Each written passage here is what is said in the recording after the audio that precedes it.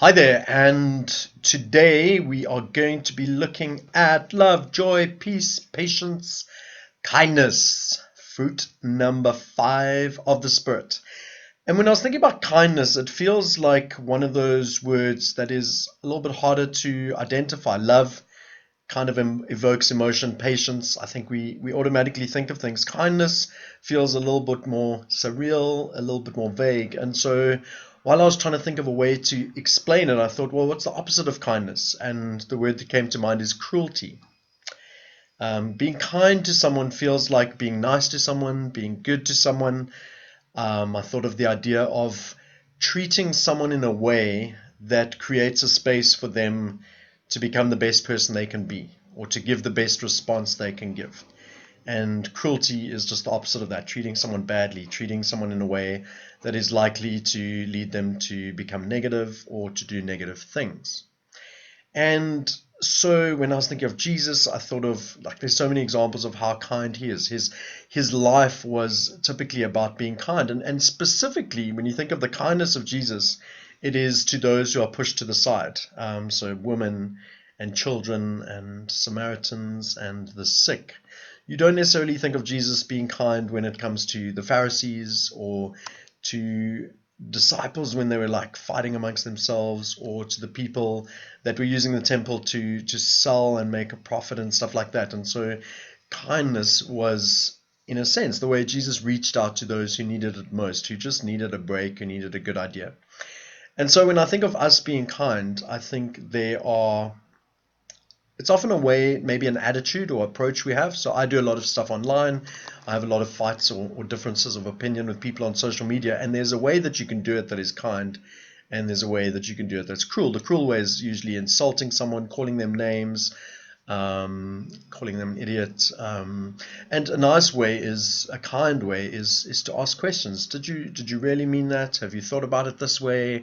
And helping maybe somebody come to a different opinion, helping somebody to see something they never did before in a way that makes them feel good about themselves, in a way that makes them feel that you're trying to help them, that you don't see them as less than, but that you're really trying to raise them up, that you want the best for them.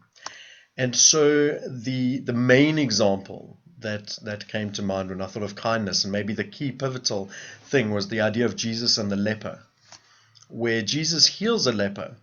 And we saw Jesus heal blind people and dead people where he didn't touch them at all. Sometimes he touched people when he healed them, but there are many times when he just spoke a word and the person was healed. So when it comes to the leper, Jesus could have just said, "Be healed," and the leper would have been healed. But Jesus goes a step further. Lepers were the pariahs of society. They were pushed to the side. They often had to live outside of society. They couldn't go to the temple. They couldn't do a whole bunch of things.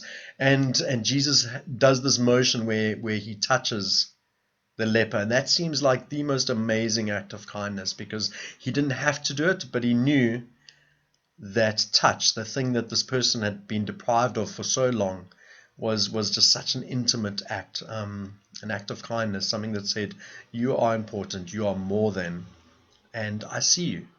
And so I think kindness is about seeing people. And so maybe an example for those of us that are listening is, you think of someone on the corner at a traffic light who is begging for money. I typically don't give people money at traffic lights.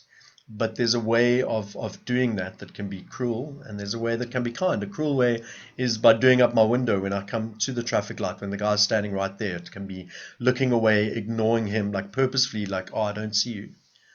And an act of kindness, even if I'm not going to give him money, can be seeing him, can be opening the window and saying, hey, I'm not going to give you any money today, but what's your name? How are you doing today? And so the same action, in a sense, can either be done in a cruel way or a kind way. So I hope that causes us to think. Think about the way that you speak to people. Think of the way you speak to your parents. Do you speak to them kindly? Or do you speak to them with an attitude? Do you speak to them angrily or whatever? Think how you treat the people around you. Think about how you treat the people that clean your school or maybe clean your house. And let's think about it this week. Let's think of our interactions, our actions, and our words. How can I be kind in the way that I do things today? How can I be kind in the way that I treat people today? Invite the Holy Spirit to bring the fruit of kindness into every aspect of your life, so that people that interact with you have a sense that God was near. that his kingdom was near. Let's kind people into the kingdom. Cheers.